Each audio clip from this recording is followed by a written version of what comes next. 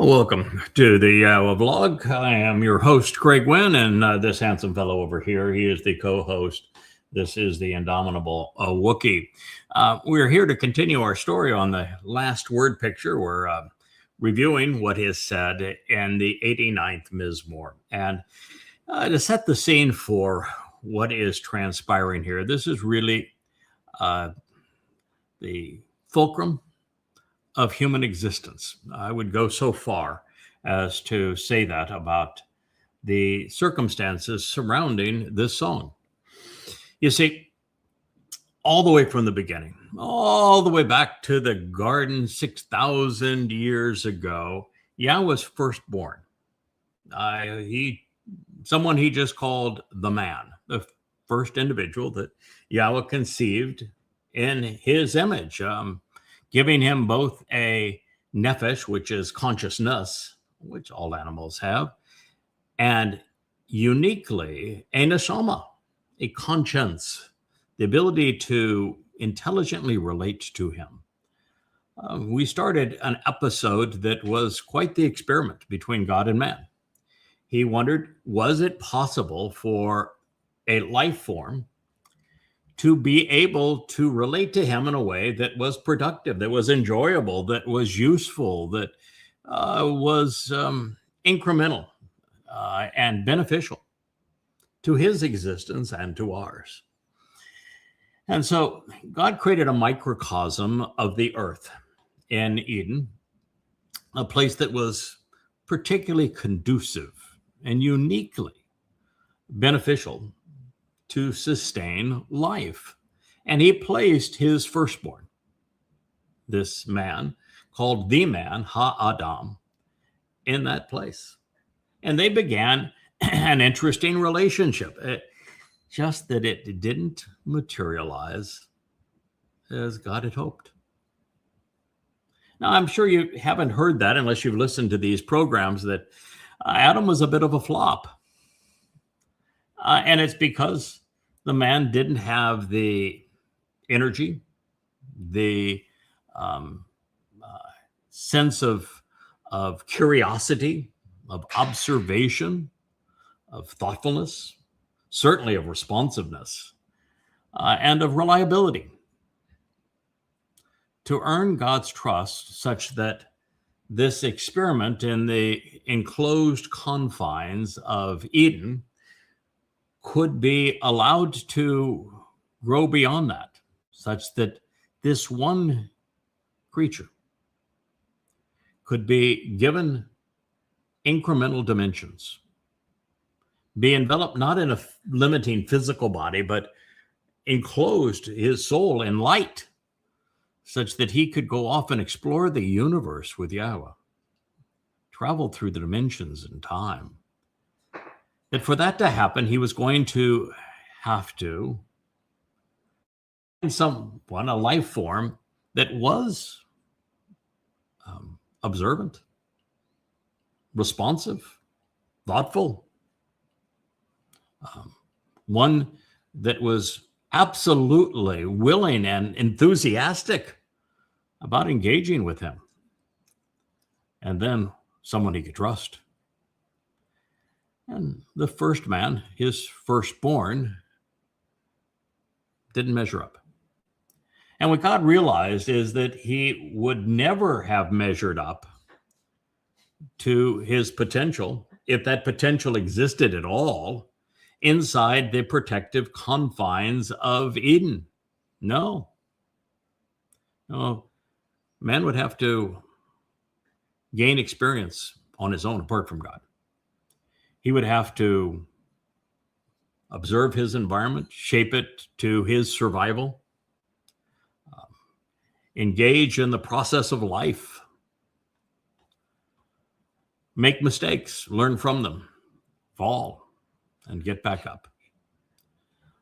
All showing that in a world full of obstacles, challenges, that he could pass muster, that he could show himself worthy of being allowed off of this wonderful planet that is so conducive to life, such that he could explore the universe with its creator. And that is the story that we're examining, because it's Yahweh who caused the fall of man to give us this opportunity. And we've had this opportunity now for, well, just shy of 6,000 years.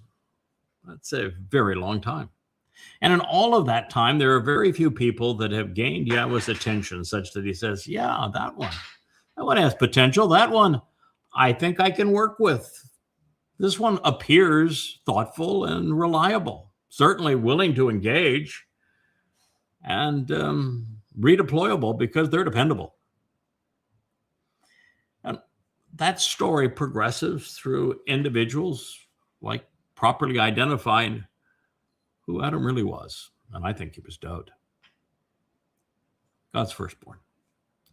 And how he developed a relationship with one of the more interesting men in God's story, one that you only know about if you think about what caused him to learn about Yahweh and earn God's trust.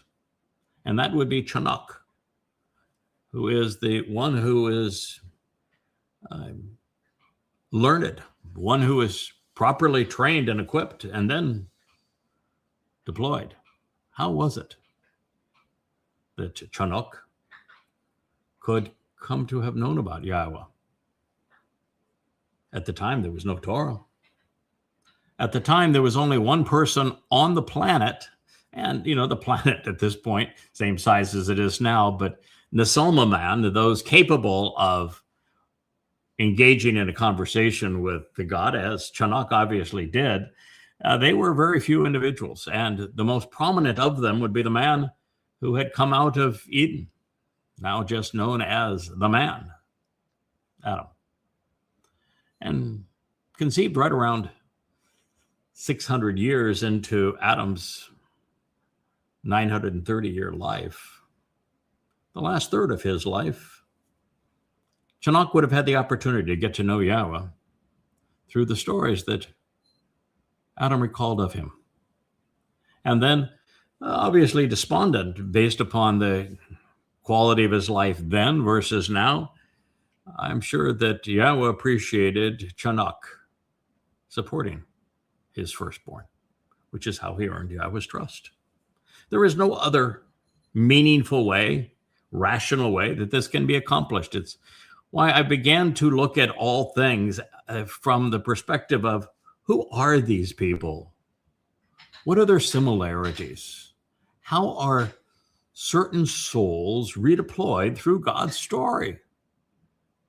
Because it happens to be the only way that God can affect his people such that the pace of his plan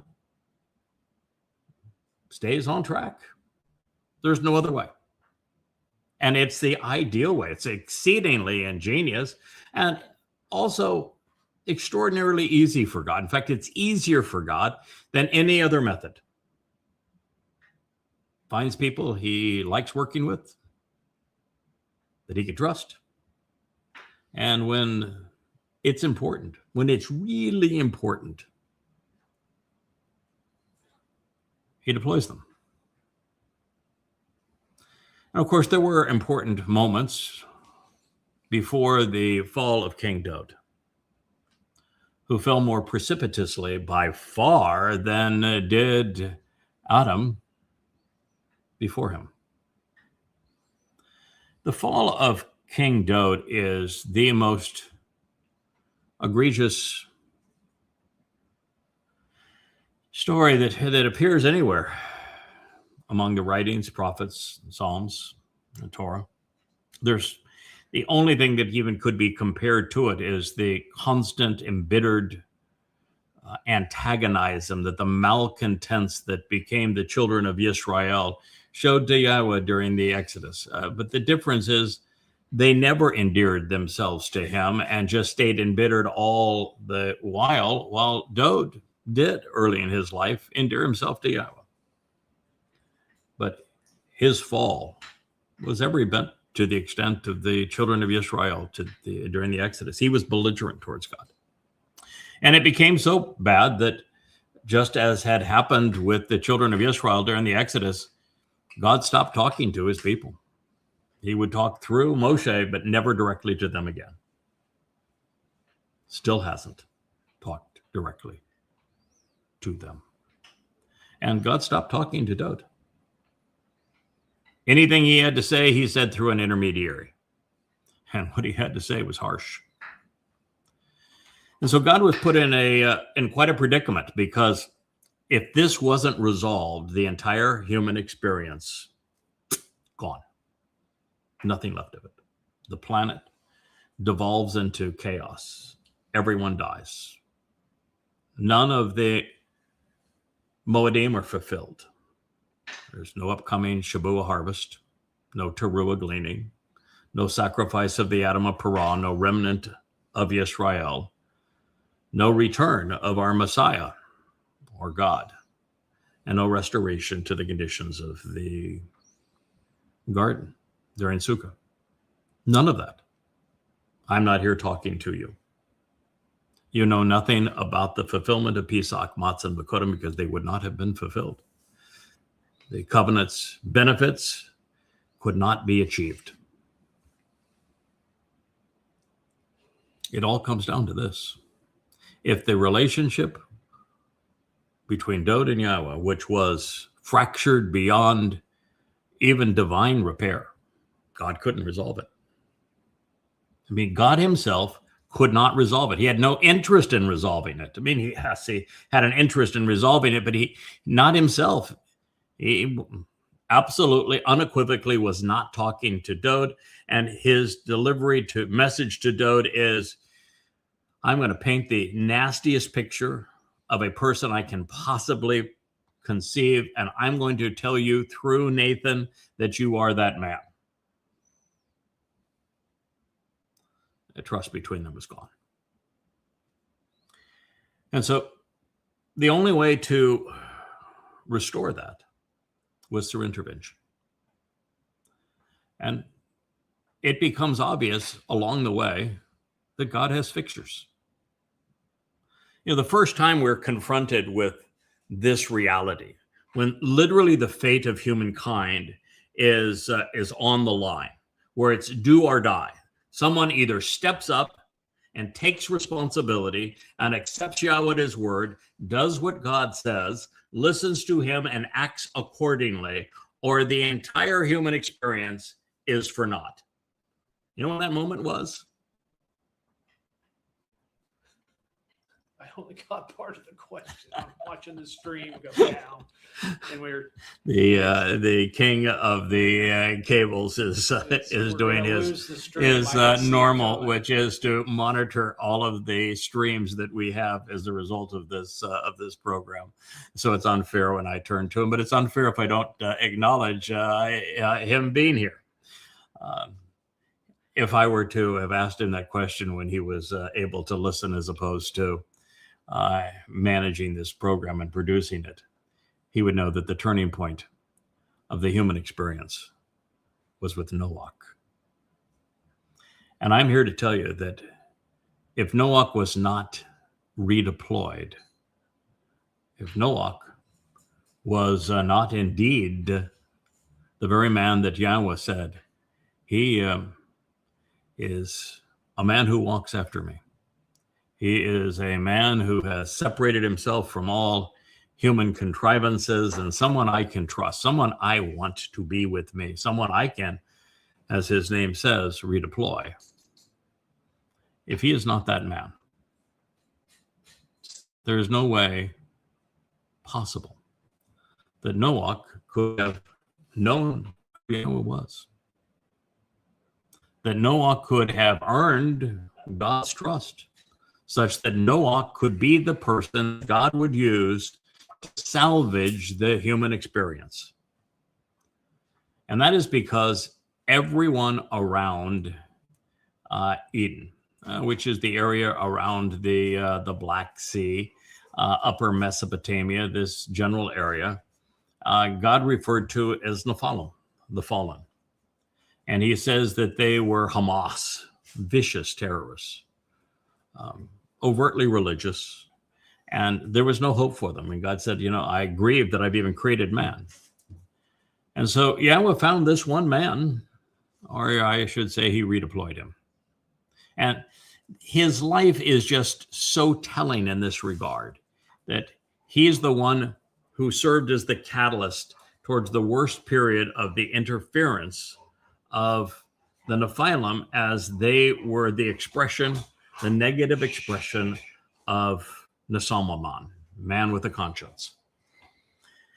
So that God could give him explicit instructions how to build the ark that would spare humans with the Nesalma, all of whom were in that region at that time. And he listened to God that he already knew, and he did what he normally does. He does what Yahweh wants him to do, and he built the ark, and he saved Nesalmaman. And he, his sons and wives, delivered the future offspring that would become Yisrael. And we have affirmation that what they did was also emblematic of the covenant. So here we are again with a similar story. I don't think this is the next deployment of Chanuk. I'm convinced that he also represents Boaz, and that his wife represents Ruth. And they're, no fewer than 100 really interesting clues that bring that to bear, as they are the couple that Yahweh chose to bring forth the kinsman redeemer, something they would do the waning years of the third millennia, in advance of the fourth millennia, when Dod would serve as the kinsman redeemer and fulfill Pesach, Matzah, and Bakorim. So by this time, as they are now serving as surrogate parents to Dod, filling the gap of really what turned out to be absentee parents for Dod, such that Dod became emblematic of Yisrael, both good and bad, and at this time, mostly bad. He was given parents that Yahweh thought could model what the now adult man, he was probably 60 by this time, needed to experience, needed to hear, needed to know. And so we came into this story by analyzing the last word picture, which is the 31st mashal, or word picture, the proverb. And in it, it becomes obvious that there is a woman who is serving as Dod's mother. And she is identified as an Amma. She is called the Ashar, the beneficial and blessed woman. She's called the greatest of all women. And her husband is called Baal, husband. And I know that there are people out there that have a conniption fit over that. That's just because they're conspiratorialists and are accustomed to staring at a dot on the wall and never are able to understand how the pieces of the puzzle all fit together. They don't know that Yahweh himself referred to himself as Baal, as husband of the covenant that he established with his people. It's a very positive term in that regard. They don't know that one of the earliest prophets that tried to restore the fate of Yisrael was called Balaam, and the role that he played and the importance of it, and that he absolutely and unequivocally spoke for Yahweh. I miss the fact that the covenant is akin to a marriage. And in a marriage, there is a husband and wife, and the Hebrew word for husband is Baal. They don't understand that if Yahweh uses terms very favorably, and that they then are misappropriated by the adversary. Baal is one of them, becoming the Lord and master of religion. But it doesn't change the fact that it also is very positive, particularly in the reestablishment of the covenant. The same thing is true with Asher. And Ashar is the name of one of the 12 tribes. It is the name that Leah chose for her stepson, because she said, as a result of him, I'm going to be known as Ashar, the blessed and beneficial woman. And God, in the 31st Mashal, wants the world to know that the woman who came to Dod's aid as his surrogate mother is that very woman, bears that title. Her name also happens to be Leah, but be that as it may.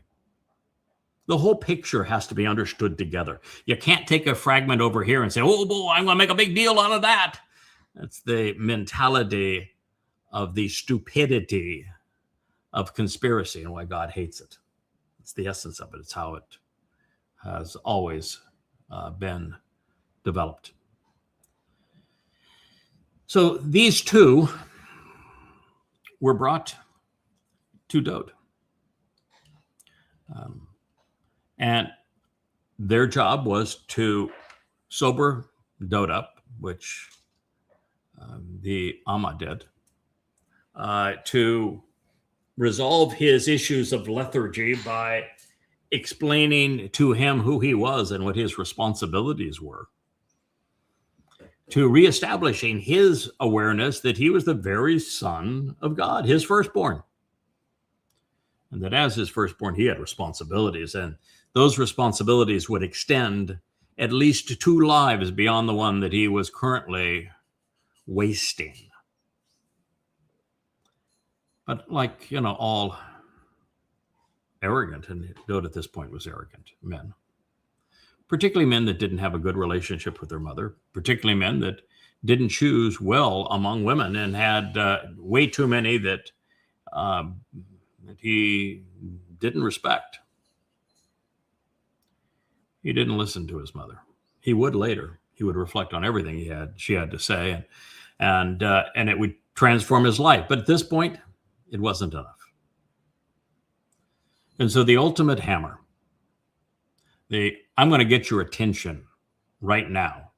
And in so doing, I'm going to also delineate everything that the world needs to know. Not just my son needs to know, the world needs to know about this man, was delivered when Ethan Ezraki co-authored the single greatest piece of literature ever written with Yahweh. It's known as the 89th Psalm.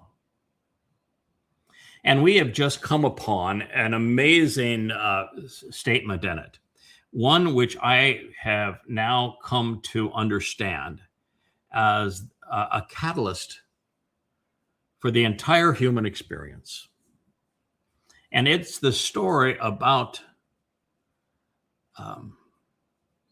the sun and the moon and what they represent. Not as celestial objects, but as what they represent. Source of brilliant light that makes life possible. And the one that reflects that light, even in the darkest hours.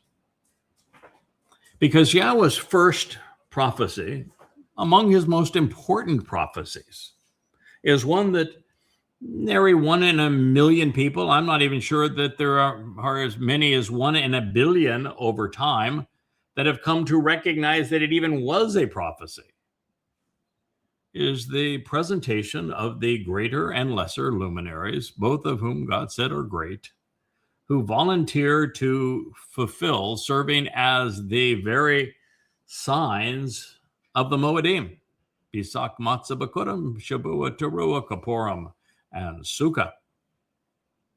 And these greater and lesser luminaries that are presented on the 4th day are then reflected throughout God's story. And particularly as that story is at its midpoint right here. God's going to reflect our attention, because this is God speaking, and he's going to direct our attention right back to those luminaries, which this time he's going to refer to as the sun and the moon. And in the beginning, he referred to as the greater and lesser luminaries. I'll go right back to this. And then he's going to tell us through his prophets that 3,000 years after this, those are still his central cast. They are the ones who prevail in the end. I know we're going to get to what I think is among the most amazing prophecies ever written in Jeremiah 31, with the reaffirmation of the covenant. And God tells you how that's done. And it's with the greater and lesser luminaries, the sun and the moon, where God goes all in and said, if they don't perform as I have instructed, if they don't do what needs to be done to enable your participation in the covenant, then there is no hope for Israel. It's gone. And therefore, no hope for the planet. And right now, we're dealing with what happens to the planet apart from those who benefit from the greater and lesser luminary. And Yeshayahu, Isaiah 13, 2 chapters after the introduction of the Choder and one before the introduction to the great adversary, Hillel ben Shakar from Babylon. Powerful statements of what's going to happen in our future. And so the greater luminary, now in this passage, God introduces a greater and lesser luminaries. God introduces in this passage regarding his son and his son's greatest supporter, right in the midpoint of God's story, 3,000 years from the garden, 3,000 years back to the garden. And then he's going to bring all of this into fruition and bring our attention back to the role they play in the last days. So it's quite an introduction. I think I'm almost 30 minutes into our program, and I've just introduced where we are in our program, but that's the purpose of this program. You can read the Torah and Prophets. I've published them. Now, this happens to be a translation and analysis that's in an unpublished book, not because I'm trying to hide it, but because I'm trying to finish it. And the more I learn, the more I need to write. And so, it's already past 800 pages, and I'm still contributing to it because I've even changed the title of it to it's now Meor, Luminaries, because there's just so much to learn. And we have turned a point in who we are and what we're doing. And that the role that I have had for the past 24 years, now really a quarter of a century, has changed ever so slightly. Up to this point, my intent was to learn what I could from Yahweh about why he hates religion and what his requests are of us if we want to engage in the covenant relationship and what he's offering us through it. Such that both Yehudim and Goyim, once exposed to these things, could choose to be part of that covenant family.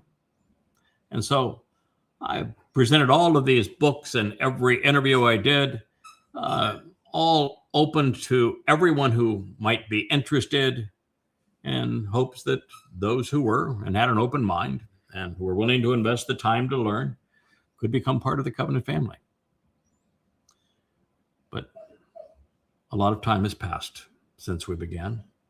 And over this quarter of a century, we have come up against the final harvest. And we've come to learn that Yahweh isn't looking for a lot of people. He's actually far more interested in excluding heaven than he is in including more souls in it. Because we're right back to where we were in the garden. Most people don't pass muster. And God's only interested in those who are observant, who are thoughtful, who are responsive, and most of all, responsible, resilient, those who make mistakes and learn from them, those who fall and get back up. And there just isn't enough time left for someone to begin reading the library at yadayah.com. Every one of the books are free, but there's, 35 of them, 25,000 pages. And you need to understand what's in them if you're going to be an effective member of the covenant family, and if you're going to engage in such a way that Yahweh can determine that you're trustworthy. And not enough time for that anymore. So we're going to go into the Shabuah harvest with those who have already begun to demonstrate their worth. And we're going to exclude those who have not. And so the purpose of what we do now, and why I go into such detail on these things, and why we have elevated the level of our presentation so that it's going to be way over the head of the malcontents, of those who are excluded, is because our job now is to equip those who will be working with me and others during the time of Israel's troubles, and then teaching the remnant of Israel during the millennial celebration of Sukkah, so that they can earn Yahweh's trust too. That's where we are. And so that requires a level of intensity, a level of instruction that requires not only the reading and the processing of what's in the books, but of listening to and benefiting from the teachings offered in these programs and the insights of them, so that they are better grounded to contribute, more mature. All right, so this says, his offspring, he's speaking of Dod, and that which he sows, Zerah, his descendants and posterity, will exist and endure. Oh boy, it doesn't look very good right now, does it? Israel has made a catastrophic mistake in attacking Iran for the second time. Made a catastrophic mistake in responding to the provocation of October 7th by the total destruction of Gaza. They've turned the world against them. They've made a horrendous decision by partnering with Rahab, by Satan incarnate, Donald Trump. And if you were to just assess the likelihood of Israel's survival at this point, apart from what we're going to do to ensure that a remnant endures, you would say it's impossible. I mean, there isn't any expert witness that I am aware of that thinks that Israel can survive its current plight, one that is self-inflicted. And so this is the message that ultimately is going to prevail. So it says, his offspring and that which he sows will exist and endure forever, from the past and throughout the future. This only happens because of what we're doing. If we're not for Yadayah, if we're not for the work that we are doing on behalf of Yahweh and his beloved son Dod, to restore Yahweh's name and reclaim Dod's reputation, his place of honor, the endurance of Israel wouldn't be possible. This is the way that is being achieved. Yahweh is revealing a statement that was prophetic of this event and the ones that will follow over the next 7 years. Then it says, and his throne, this is Keshe. Keshe means his throne, his place of honor, his sovereign authority. Speaking of Dod, and his fully reflective moon, even his capacity to conceal and cover. All of those are definitions of Keshe.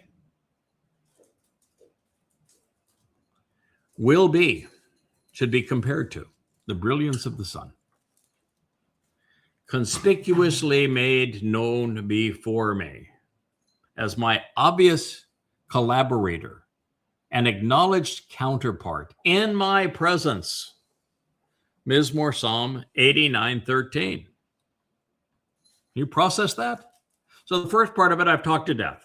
His offspring and that which he sows will exist and endure forever into the past and throughout the future. That means that even though Israel is being misled badly now, even though Israel has a fungus and parasite in the swarm of Haredi and is rendered useless to God in the Marxists on the other side, with 45% of the population being unsalvageable and counterproductive. And even with them lashing out at all manner of foe and fighting everybody, it seems like, in the region in partnership with the devil, literally with Satan, that says that they should all die and would all die. They're going to continue to exist, although it's going to be a finite remnant of them. But I'll tell you, between now and then, Israel, you need to know you're only 60 days from entering the time of trouble. And that time of trouble is going to be far worse than the experience in the Holocaust. So the majority of you are not going to make it. Now, then it says something that is, again, extraordinary. No matter which way or all ways you define Keshe. You know, the first would be that his throne will be as brilliant as the sun. The next would be his place of honor, and his sovereign authority will be as sunlight. The next would be that his full moon, that lesser luminary that is reflecting his light, Keshe means full moon. So the fully reflective moon will be as brilliant as the sun.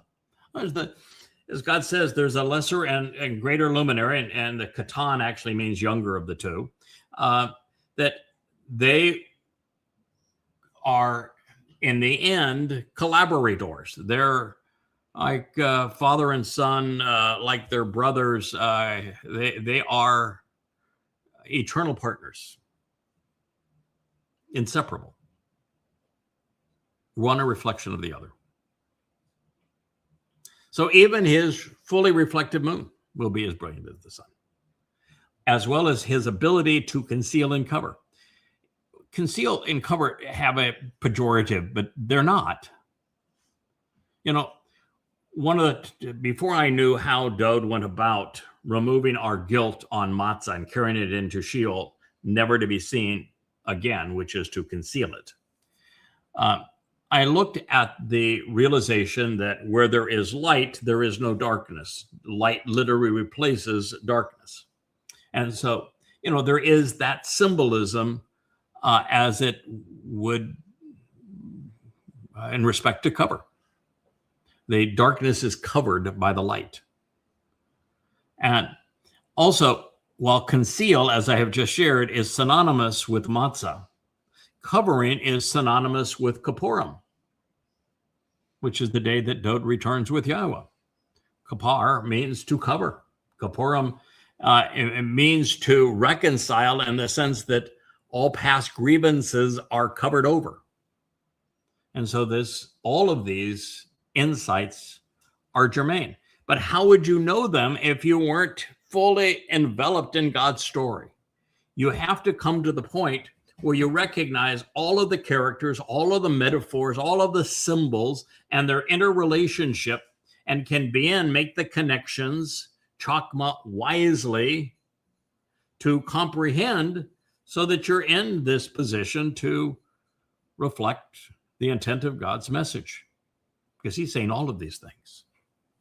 And then he's saying that the Son will be conspicuously made known in God's presence, that he'll be neged, obvious, as a collaborator and a counterpart.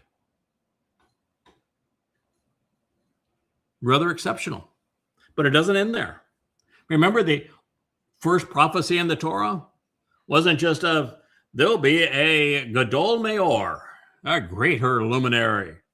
And he alone will serve as the symbol of the one who is devoted to the Moedim. Now, it doesn't say that, does it? It says there will be a greater and lesser luminary, and that both luminaries are great,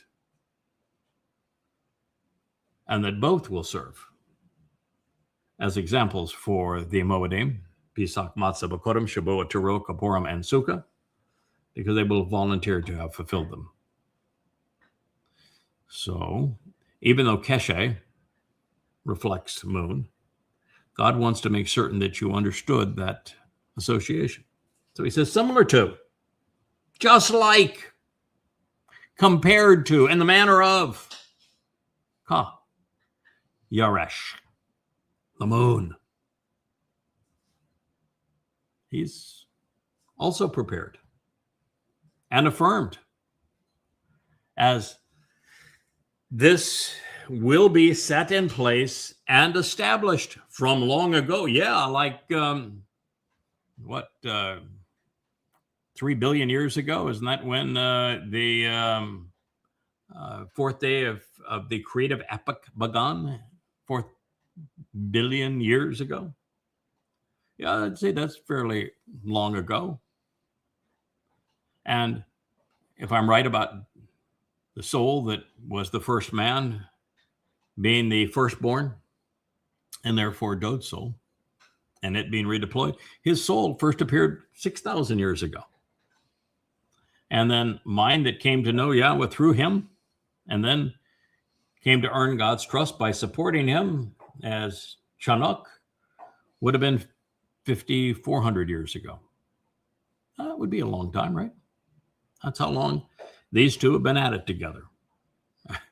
Kind of like brothers that, have been at each other's side. Oh, now for a very, very, very long time. But it's when God uses a metaphor, it walks on all fours. So we are also father and son, just as we are brothers, just as we are the sun and the moon, just as we are the ram and the bull. It runs the gamut with God. These are the key characters in his story. So similar to the moon, he's also prepared and affirmed, as this will be put in place and established from long ago and forevermore. The relationship between the greater and lesser luminaries endures all the way to the end and past it. They continue in that relationship forevermore. And both the greater and lesser luminaries are Ed. They're both restoring witnesses. They both speak of the eternal testimony. They both exemplify what it is to restore, to witness, and to share God's testimony, as well as what it means to be immortal.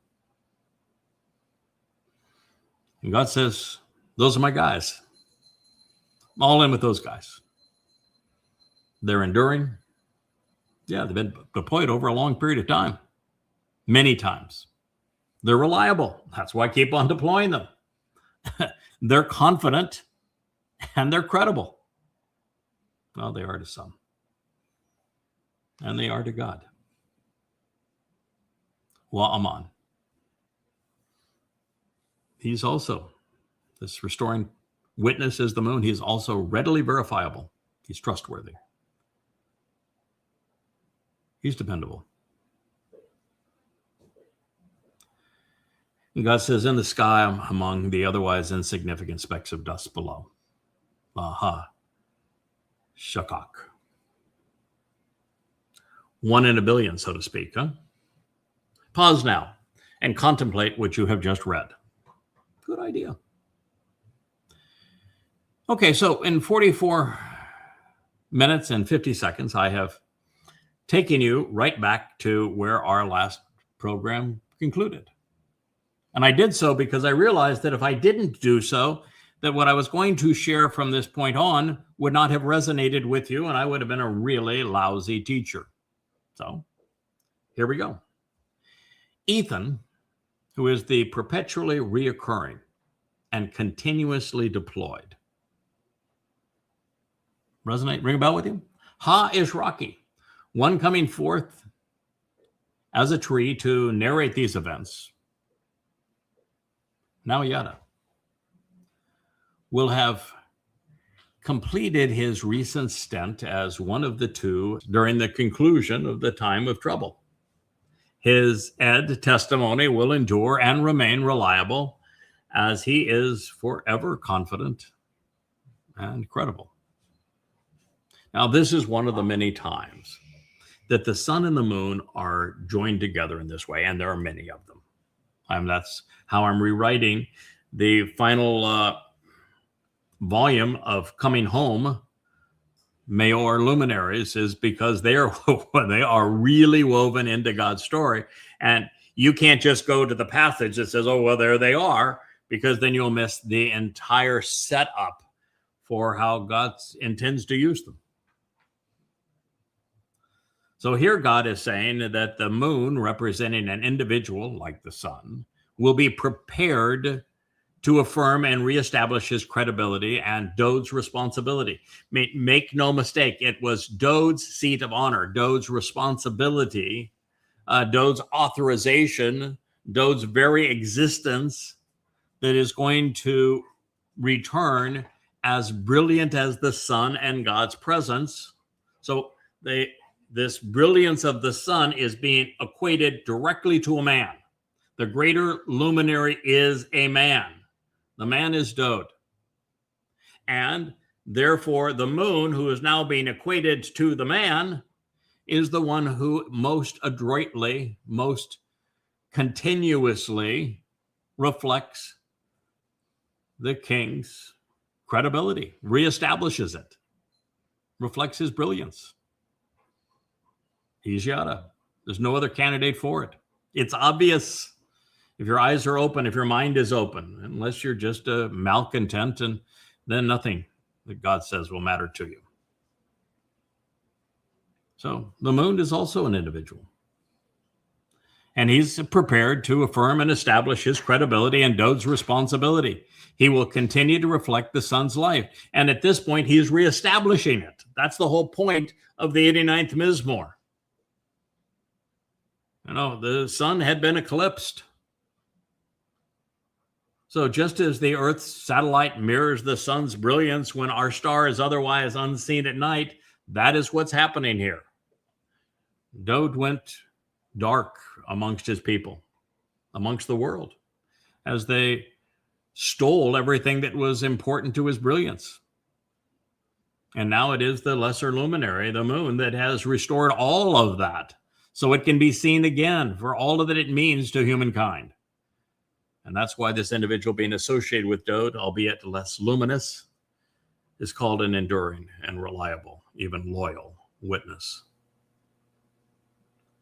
Now, as I have shared, and now we're going to reestablish the relationship being established between Dod and Yada, the sun and the moon, the greater and lesser luminaries, is absolutely essential to understanding the 89th Mizmor and how they are collaborating at this moment, but also the creation account. Indeed, even the story of the Garden of Eden, and particularly as it relates to the covenant presentation and the Moedim pronouncements and fulfillments. We serve Yahweh's interests and those of his people. We deliver what God wants accomplished, when he wants it done, and when, where, and how. We have been unified in the past and are inseparable throughout the future. So please, I would recommend doing as Yah was asked. Pause now and reflect on what God has said about his son, the sun, and his witness, the moon. So now turning to the first prophecy. God said, with impending implications, there will be Maor, luminaries as sources of light, luminaries as sources of light.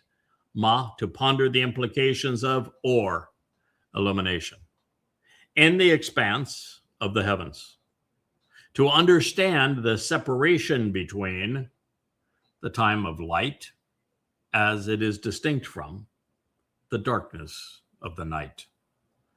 They will exist as symbols and signs, even as illustrious examples. And for the Moedim, appointed meeting times for the restoring witnesses to the eternal testimony, as well as for the days and for the years. Can you say, for the timeline to develop? Therefore, they will exist for the enlightenment, or they will exist for enlightenment as luminaries, Maorth, to firmly extend the presence of the spiritual realm, to be an ore, a light, to provide illumination and enlightenment upon and over Ha-Eretz, the earth. And therefore, it will continue to exist like this thereafter, based upon what preceded it. That is Barashith 1:15 and 1:14. God, he acted and he engaged to appoint for this particular task what pertains to these two Ha-Meoreth, these two sources of illumination and enlightenment, who are Gedolim, who are both substantial and empowering. They're both important and influential, with Ha-Gadol, the greater and most distinguished, as well as the older, of the Ha-Meor, the luminary, Mishshala, prominent and powerful, having dominion and authority as the one governing as sovereign of the illuminated time. And the Ha-Katan, the lesser, younger, and more recent Ha-Meor, luminary, Mishshala, prominent and powerful, having dominion and authority, the one authorized to lead through illustrative insights through the time of darkness, when the light is not known among the heavenly powers. The Almighty, he offered them as a gift, placing them in this position for this purpose, in the vast expanse and extensive and solid evidence of the spiritual realm, to provide light and enlightenment upon the land and upon the earth. 16 and 17 of the first chapter of Barashith concludes in the 18th verse.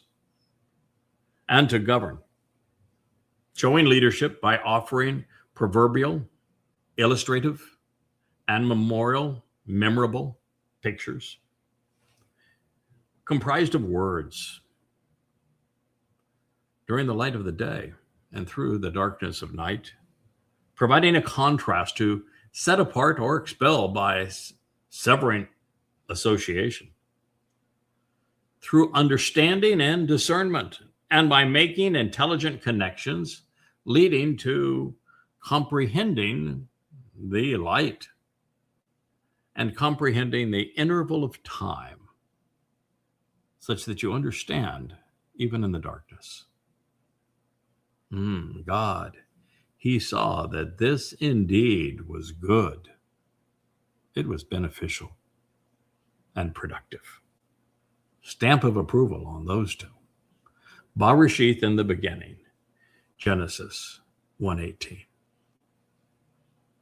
Now, it is profoundly important relative to understanding prophecy that we correctly process the implications of what God intends to accomplish through these two luminaries. And at this point, it should be sufficiently clear that the brighter of the two is Dowd, with Yada shown reflecting the king's light as he fulfills the Moedim. And to think, all of this was foreseen just as life was emerging on our planet and then shared with us.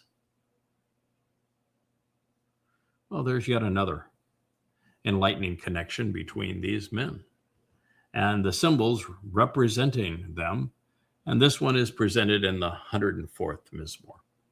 It reads, "The most highly exalted mountains are to approach that which prevails and is beneficial as an elevated rocky crag and is a trusted shelter to seek protection with the treasured scribe. The moon will act and engage, for Yada knows and acknowledges the sun's arrival as the eternal witness to the restoring appointments. Mizmor 104:19. Well, so these metaphors portray the proper perspective to view the relationship between these individuals. By describing Dowd as the most important luminary on earth, Yahweh is conveying that the king's lives are important markers in time. Even the dates pursuant to when Dowd and Yada will fulfill the 7 Moedim, they're all predicted and predicated upon how we view these luminaries. For example, it was in the fullness of the moon's light that Dowd fulfilled Pesach, Matzah, and Bikurim. And it will be under the light of a full moon that we will camp out with our king during Sukkah, even as the sun is eclipsed, as the moon fulfills Teruah. Pretty amazing, isn't it? So we have reached the turning point in Dowd's song.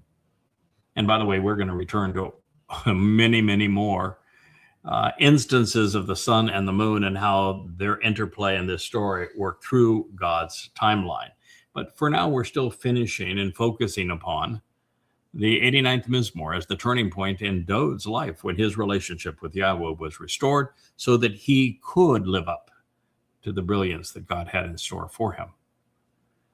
So while Yahweh continues to be the one delivering the message, and while his focus is still on his son, Dowd, as the brightest light in proximity to earth, God's concern now is over those who would deny and degrade all that Dowd represents and has achieved, particularly among his people. The attack now is against the religions of Judaism and of Christianity, because they've done more to debilitate what Dowd has accomplished than any others. So this condition remains pervasive with Jews, but it is also rampant among Gentiles. And it becomes even more aggravating when we realize that many of the promises made to Dowd were also made to his people, from being the children of God and the heirs to the covenant to being recipients of the land. His joys and heartaches, his ongoing battles, his insights, as well as his confusion, the benefits he enjoyed in concert with the covenant, and the consequences he endured when running afoul of it, are all shared between the Messiah and the nation he shepherded. So this next assessment, it is also congruent with and runs parallel to 2 Samuel 7. Because after all, it is Israel who has, but now you yourselves, you have become stagnant and rancid, foul and loathsome, for having refused to accept, and have pushed aside, even rejecting and spurning, disassociating from, by repudiating on your own initiative to get rid of, while presumptively passing over your Messiah. Oh, a dagger to the heart. To Christians, to Jews. In Mizmor Psalm 89:38. After saying everything possible that could be used to acclaim the essential nature of Dowd as the chosen one, as God's firstborn son, as the anointed Messiah, as the king and returning sovereign of the world, as our Savior, as the one who enabled the benefits of the covenant, a Zeroah, Passover lamb. After saying all of these things, that Dowd is his beloved, the person of promise, God says, in spite of everything I have told you about him, even telling you that if any aspect of this that I have said about Dowd does not pertain to Dowd, then not only am I proven a liar, but I will have failed. And now God has to tell you that you yourselves have been stagnant and rancid, foul and loathsome, because you have refused to accept and you have pushed aside your Messiah. You have rejected and spurned him. You've disassociated from him by repudiating him. Neither Christians nor Jews accept Dowd as their Messiah. And yet, he is the only one that Yahweh said you should accept as your Messiah, because Yahweh said, I myself anointed him as Messiah. It says, on your own initiative, you have presumptively passed over your Messiah. Oh my God. I mean, this obliterates Christianity, obliterates Judaism. I mean, a bar even being used here. You know what a bar is the root of? It's the actionable root of Pesach, to pass over. And it was the Messiah that fulfilled Passover in your 4,000 Yan 33 CE.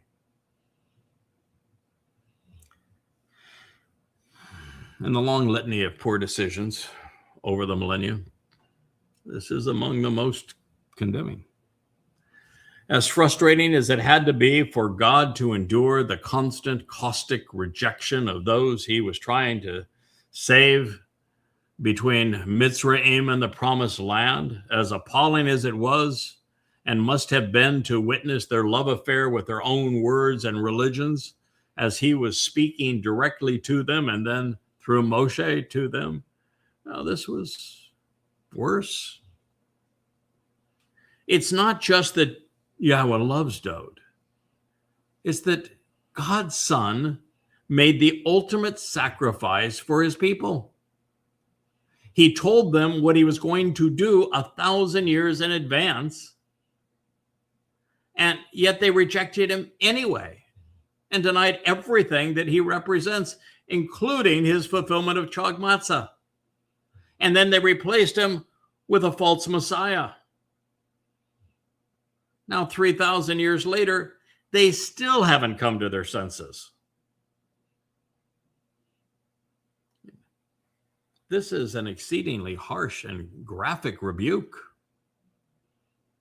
reflecting the full measure of God's animosity. He had obviously peered well into the future to see how his son would be received by his people. And he would become, he knows they would become septic, putrefying. There's an untreated wound. They had a rancid stench, and still do. They would reject their Savior, repudiating everything God had to say about him. And in the process, they would forego the covenant, passing past the Passover lamb. They would search for a Messiah and Savior while disavowing the genuine article. Sure, it's obvious Jesus wasn't a Messiah. He didn't even exist. But nor was Bar Kokhba. HaMashiach, the Messiah, is Dowd.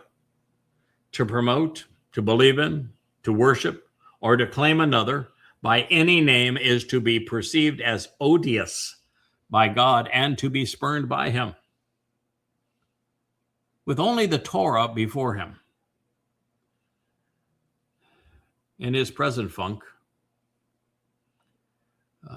Dowd needed this bold assessment from God to discern what now seems so obvious to us. His father was positioning him to be the greatest among men, Elyon. And when he perceived the benefits and accepted the offer, so that we would know of it and be able to capitalize upon this gift, Yahweh took Dode forward in time as well, so that he could witness what he would achieve, and then he would write of it.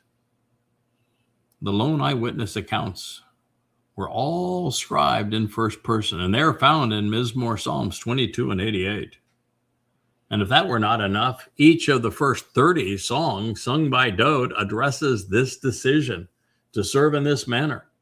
The crowning jewel of the 89th Mizmor, this song, Dode's song, where all of this is made so very obvious for him and now for us, is an embarrassment to Israel and to Yehudim, God's people, because they have passed over all of these bold pronouncements.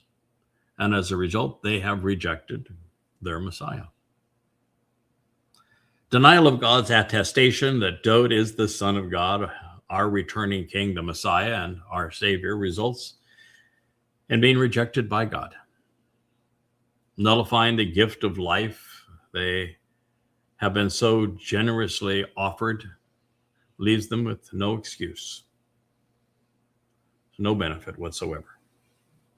To Christianity or Judaism, they're both counterproductive. Yahweh has affirmed this profound truth through his prophets so many times and so many ways that it is befuddling that as few as 1 in a million Yehudim acknowledge Dode as their Messiah, or that 5 billion Goyim bequeath a Greek misappropriation of his title to a crude counterfeit. After enduring 2,000 years of harassment for failing to accept Jesus as their Lord, it turns out Jews were correct in rejecting the mythical misnomer. But now it's time to take the next step and recognize that HaMashiach is Dode, and that it is only through him that the family can be reconciled. Now, if you're a descendant of Jacob, pause and reflect upon this. Almost everything religious and secular Jews have claimed regarding Dode, David, the Mashiach and fulfillment of the Moedim, is untrue. It's all upended and incongruent. So it's long past time to consider and accept God's point of view and to embrace what Dode represents. He is not only HaMashiach, the Messiah, but also our Savior, for having fulfilled Pesach, Passover, as the El Lamb, opening the door to life. Do not pass over him in some ill-conceived attempt to pay homage to Judaism, cultural traditions, or mores. Now, I understand that Yehudim have been plagued over the centuries by those who have tormented them under the false belief that Jesus Christ was the Messiah. And because Christians blame Jews for killing their God, the very idea of the Messiah being the Son of God and fulfilling Passover by being crucified by Rome, well, that's a bit disorienting. I understand that. And while there's never been any objective support for the Christian myth, there has been incalculable harm perpetrated under that delusion. Well, Christ is the deadliest and most damning fraud ever perpetrated. The truth is sweet revenge. The Messiah returned. And he, as the Son of God, fulfilled Pesach, Matzah, and Bikurim to enable the benefits of the covenant. One does not have to change his name or append his identity to claim any of the many hundreds of prophecies which acknowledge Dode's greatness. They're all there. They're all properly attested. I mean, second only to removing Yahweh's name 7,000 times from his testimony in the Torah, Nabiim wa Mizmor. This error in judgment and this lapse in scholastic rigor has caused more harm to Yehudim Jews than any other. They have rejected the only soul capable of restoring their soul. And they have frustrated the only God capable of saving them. And the actual identity and purpose of Yahweh's Messiah has been acknowledged throughout this psalm and throughout the prophets, throughout the Mizmor, even in the Torah. And had Jews not committed to this crime of denying their Messiah and denying that Dowd was their Messiah and that he came exactly when he said he was going to do exactly what he said he was going to do, then he would never have been replaced by Jesus Christ, and Christianity's New Testament wouldn't have fooled anyone. There would have been no diaspora and no Holocaust.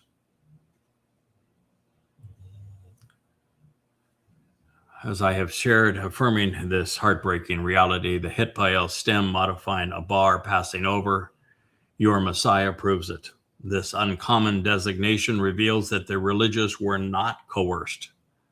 They rejected God on their own initiative, equally telling abar as the verbal root of Pesach equates the rejection of the Messiah with foregoing the benefits of Passover. So reminding Yisrael of their fall as a result of the religions they begot. And as a consequence of those they beguiled. Yahweh asserts that by denying the Messiah, they were renouncing the covenant he had established by fulfilling Chag Matzah. We will conclude with this comment. Speaking to his people, or to the world at large, after underscoring everything that was important for us to know about Dowd being the Messiah and returning king, our Savior, God said, you have repudiated and renounced. You have disavowed, refusing to even acknowledge, and you actually lack respect for. You have spurned and nullified the covenant with your coworker. You have dishonored and defiled. You've treated with contempt his dedication and unique standing, even his crown, throughout the land and the earth. And they have, and they continue to. And until this is resolved, most will pay the ultimate price. This is the message we are sharing with God's people, recognizing that very few of them will heed it until their backs are against the wall and they have no one else to whom to turn. When they realize that their IDF is not saving them, when their politicians are misleading them, that the rabbis have defrauded them, and that the Marxists in their mix have no answers for them. It's only then that they will listen to what God has to say and benefit from it. But in advance of that, so that we know it, so that we can share it with them, so that we're prepared when the time comes, I am reinforcing all of this with you. And for that, I appreciate you listening. Good day. Hey there, thanks for tuning in. That was Fetch. Gotta run now. Catch y'all on our next podcast.